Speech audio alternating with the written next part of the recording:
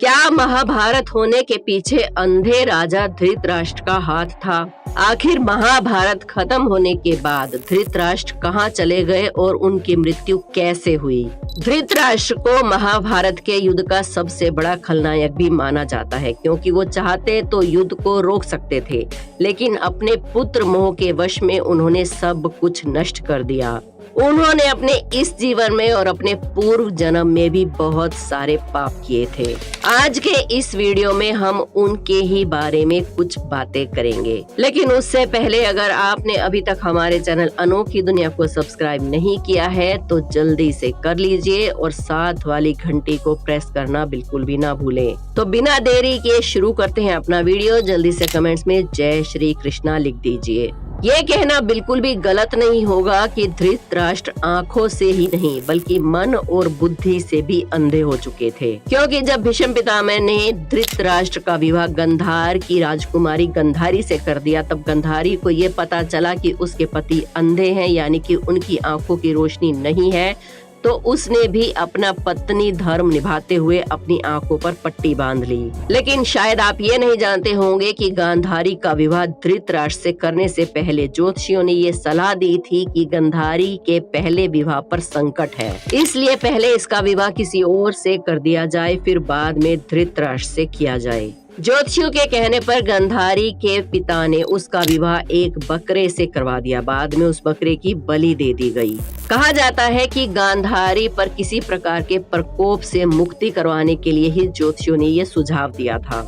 इस कारण गांधारी प्रतीक रूप से विधवा मानी गई और बाद में उसका विवाह धृतराष्ट्र से कर दिया गया। गांधारी एक विधवा थी। जब धृतराष्ट्र को ये बात पता चली तो वो क्रोधित हो उठे। उन्होंने समझा कि गांधारी का विवाह पहले किसी और से हुआ था और वो किसी कारणवश मारा गया। पूरी बात को बिना सोचे समझे और बिना सुने ही उन्होंने इस सब का दोषी गांधारी के पिता राजा सुबल को मान लिया। धृतराष्ट्र ने गांधारी के पिता राजा सुबल और उसके पूरे परिवार को कारागार में डाल दिया। कारागार में दंड स्वरूप उन्हें खाने के लिए एक व्यक्ति का ही भोजन दिया जाता था। केवल एक व्यक्ति के भोजन से भला सभी का पेट कैसे भर सकता था? वास्तव में ये पूरे परिवार को भूखे मारने की साजिश थी।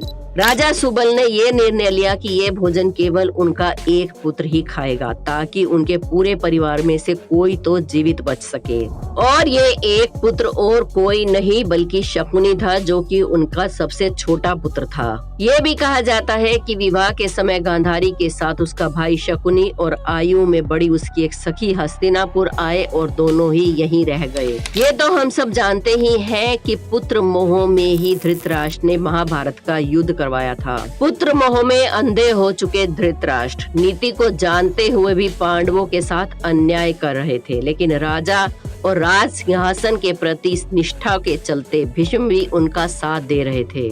धृतराष्ट्र अपने पुत्र मोह में सारे वंश और देश का सर्वनाश कर बैठा।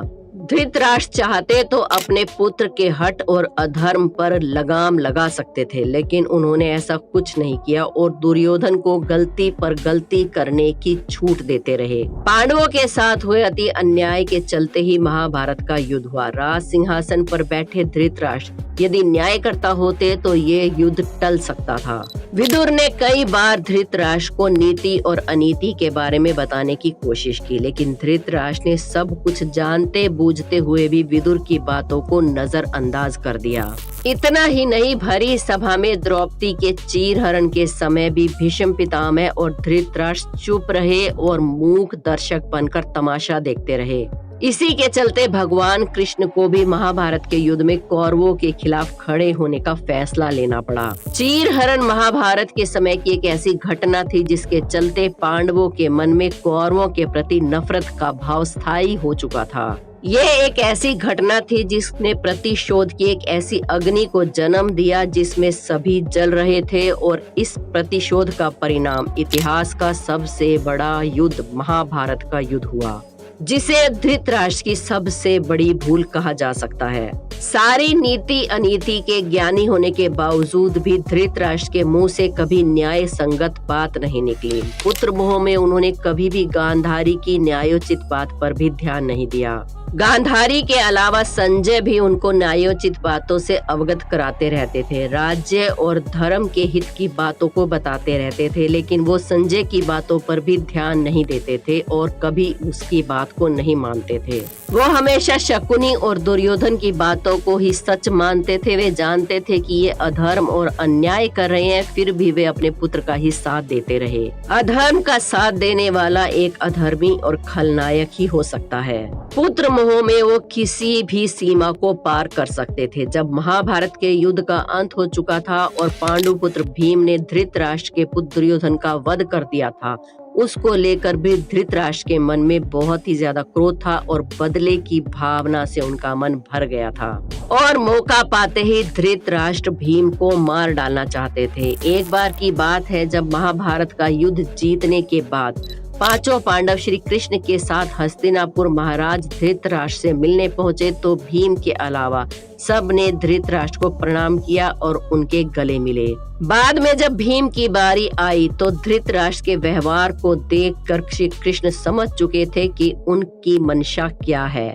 इसलिए श्री कृष्ण ने भीम का एक लोहे का पुतला पहले ही बनवाकर तैयार कर रखा था। जब भीम धृतराष्ट्र को प्रणाम करके उनके गले मिलने के लिए आगे बढ़ने लगे तो श्री कृष्ण ने भीम को इशारे से रोक दिया और उसके स्थान पर भीम के लोहे की मूर्ति को आगे बढ़ा दिया। धृतराष्ट्र बहुत शक्तिशाली थे। उन्होंने लोहे की मूर्ति को भीम समझकर पूरी ताकत से दबोच लिया और मूर्ति को तोड़ डाला।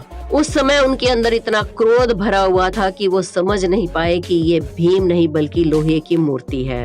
भीम की मूर्ति को तोड़ने में अपने संपूर्ण बल का प्रयोग करने के कारण उनके मुंह से खून निकलने लगा। इसके बाद जब धृतराष्ट्र का क्रोध शांत हुआ तो वो भीम को मरा हुआ समझकर रोने लगे। तब भगवान श्री कृष्ण बोले कि भीम तो जीवित है, आपने भीम समझकर उसकी मूर्ति को तोड़ा है।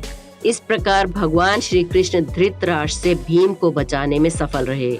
जैसा कि हमने आपको वीडियो की शुरुआत में ही बताया था कि धृतराष्ट्र अपने पूर्व जन्म में भी एक अधर्मी ही थे। इसी कारण वो जन्म से ही अंधे थे और उनके सामने ही उनके सभी पुत्रों की मृत्यु भी हुई। इसकी कथा कुछ इस प्रकार है। पूर्व जन्म में धृतराष्ट्र बहुत ही निर्दयी और क्रूर राजा थे। एक दिन जब वो अपने सैनिकों के साथ राज्य भ्रमण के लिए निकले तो उनकी नजर एक तालाब में एक हंस पर पड़ी जो अपने बच्चों के साथ आराम कर रहा था। उन्होंने सैनिकों को तुरंत आदेश दिया कि उस हंस की आंखें निकाल ली जाएं। सैनिकों ने राजा की आज्ञा का पालन किया और दर्द से बिलखते हुए हंस की आंखों को निकाल लिया और राजा अपने सैनिकों के साथ आगे बढ़ गए।